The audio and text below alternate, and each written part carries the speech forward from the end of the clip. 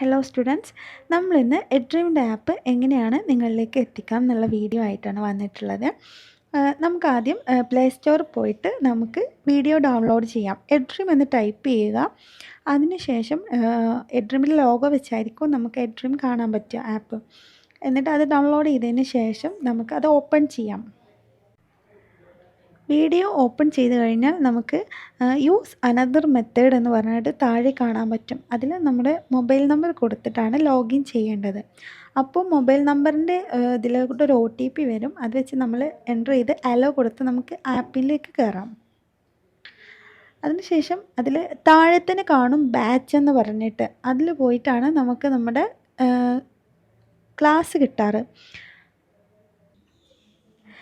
Batch എന്ന് കാണാൻ പറ്റും. അതിലേക്ക് കയറി കഴിഞ്ഞാൽ നമുക്ക് നമ്മുടെ സൈറ്റ് ഓപ്പൺ ആയി കിട്ടും. അതിൽ നമുക്ക് ക്ലാസ്സും അതുപോലെ അസൈൻമെൻറ്റ്, സ്റ്റഡി മെറ്റീരിയൽസ് ഒക്കെ കിട്ടും. സ്ക്രോൾ ചെയ്തിങ്ങനെ പോയാൽ മതി.